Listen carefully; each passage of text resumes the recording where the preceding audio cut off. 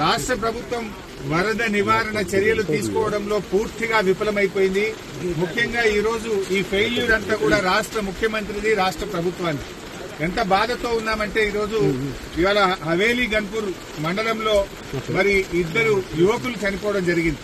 వాళ్ళ పిల్లలు, ముఖ్యంగా ఇద్దరు పిల్లలు గురుకుల పాఠశాలలో చదువుతున్నారు. వర్షాల వల్ల గురుకుల పాఠశాల లీక్ అయితా ఉంది, మీ పిల్లల్ని తీసుకుపోండి అని ప్రిన్సిపల్ ఫోన్ చేస్తే పిల్లల్ని మెదక్కు పోయి తీసుకొచ్చుకుందామని బయలుదేరి మరి ఆటోలో నడుపుతున్నటువంటి యాదగౌడు, ఆటోలో కూర్చున్న సత్యనారాయణ ఇద్దరు కూడా ఈ వరదలో ఆటో కొట్టుకుపోయి చనిపోవడం జరిగింది.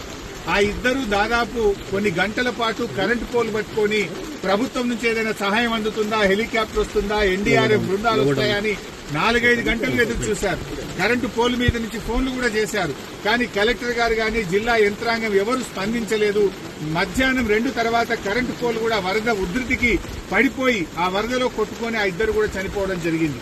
అంటే ఇది కేవలం ప్రభుత్వ వైఫల్యం.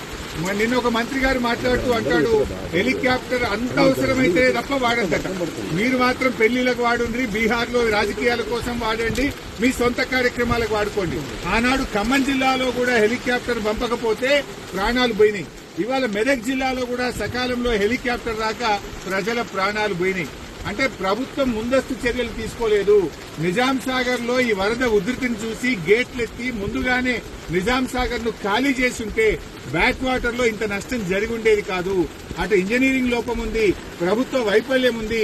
నిన్న ముఖ్యమంత్రి గారు ఇంత వరదలు వస్తుంటే వీడియో కాన్ఫరెన్స్ పెట్టి అత్యవసరంగా రివ్యూ చేయాల్సిన ముఖ్యమంత్రి ఆయన మూసీ సుందరీకరణ రివ్యూ చేస్తున్నాడు. ఇవాళ పొద్దున్న లేచి ఆటల పోటీల గురించి రివ్యూ చేస్తుంది. ఒక దిక్కు ప్రజల ప్రాణాలు పోతున్నాయి, తాగడానికి నీళ్లు లేవు. హవేలీ గన్పూర్ లో నిన్నటి నుంచి కరెంటు లేక 7-8 గ్రామాల ప్రజలు మంచినీళ్లు లేక వర్షపు నీళ్లను ప్లేట్లలో, గ్లాసులలో పట్టుకొని తాగుతున్న పరిస్థితి ఉన్నది. ఇవాళ రేపు అంటు రోగాలు ప్రబలేటువంటి అవకాశం ఉంది. వచ్చే 24 గంటలు ఇంకా పెద్ద ఎత్తున వర్షాలున్నాయని వాతావరణ శాఖ చెప్తా ఉంది. ప్రజలు ఇబ్బందుల్లో ఉన్నారు. ప్రభుత్వం ఇప్పటికైనా మేల్కొని అత్యవసర చర్యలు చేపట్టి ప్రజలను కాపాడుకోవాలి. ప్రజలకు త్రాగునీరు అందించండి, ప్రజలకు అవసరమైన ఆహార పొట్లాలను పంపించండి, హెలికాప్టర్లను అందుబాటులో పెట్టండి. ఎందుకంటే బాగా తడిచి ఉన్నది, ఇప్పటికే నీటి ప్రవాహం ఉంది. ఇంకా వర్షం ఏమన్నా కొద్దిపాటి వర్షం ఎక్కువ పడ్డా కూడా మరి చెరువులు గాని తెగేటువంటి ప్రమాదం ఉంటది కనుక అన్ని జాగ్రత్తలు ప్రభుత్వం తీసుకోవాలని చెప్పి కోరుతా ఉన్నాం. ఏదైతే పంట నష్టం జరిగిందో ఒక్కొక్క రైతుకు ఎకరానికి 25,000 రూపాయల సహాయం అందించాలని కోరుతున్నాం. చనిపోయిన ఆ 2 కుటుంబాలకు కూడా ఒక్కొక్కరికి 25 లక్షల ఆర్థిక సహాయం అందించాలని కోరుతున్నాం.